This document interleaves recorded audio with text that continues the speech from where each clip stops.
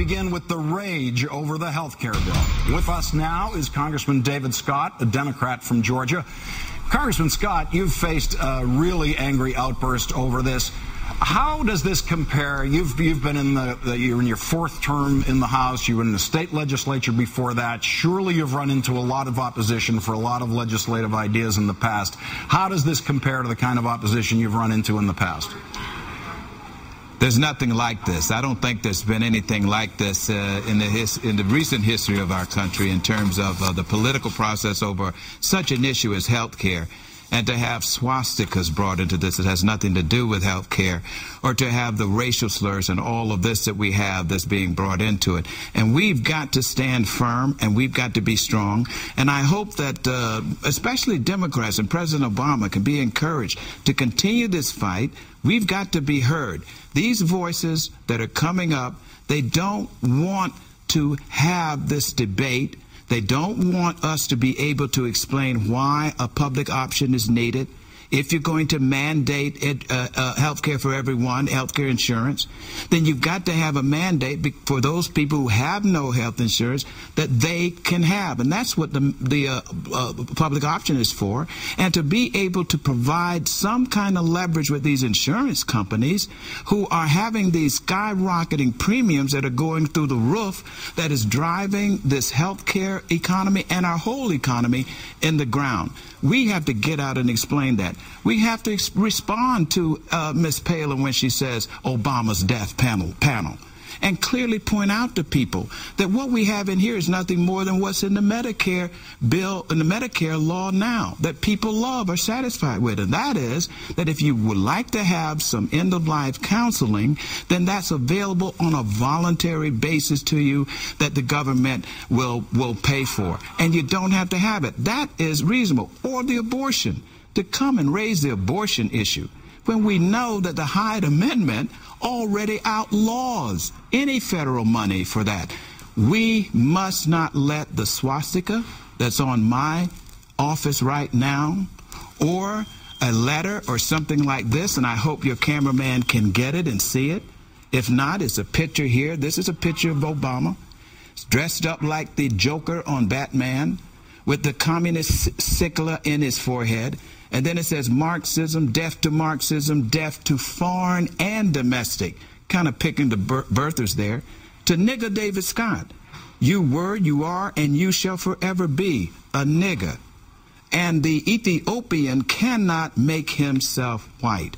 What in the world does this have to do with health care? One reason, to get us off target, to get us away from dealing with this in a way. But I'm here to tell you that we have some strong people in this country. This is a great country. We have the talent and the skills that we can come together. If we can come together and show the greatness of America by electing the first African American as president of the United States, that's what speaks for America. Not this, not the swastika. And that's why we can't let the swastika or hate mail or any of this racial stuff that we're getting into us, or congressmen getting death sentences or being executed. We are not going to let that win and drown out the debate. And I think that when we get back in September, after the town halls, and they knew this is not something that just popped up. These people knew when Rush Limbaugh says, I don't want him to succeed. I want him to fail. Or Senator DeMint says, this is his Waterloo. We can kill him. Well, these are millions and millions of people listening to this.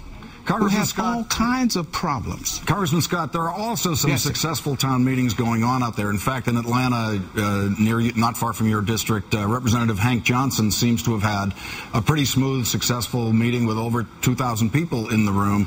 Is something changing in Georgia? Do you think you're going to be able to have a better dialogue than what's been going on so far?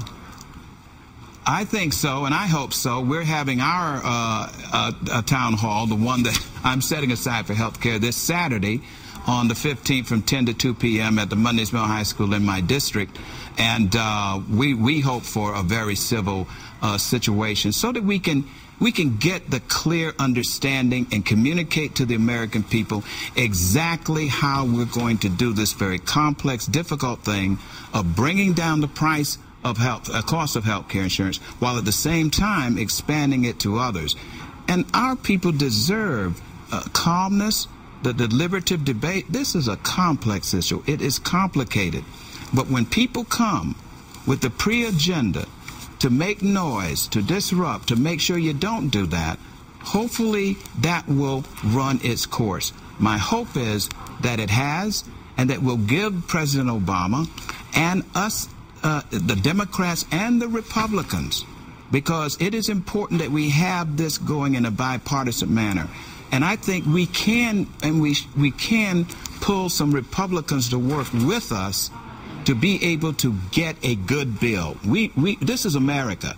If we could put a man on the moon and do the great things America's done, surely we can come together and get a health care bill that will bring down the cost and expand the service in a way that we can bring the American people along with us. Congressman Scott, thank you very much.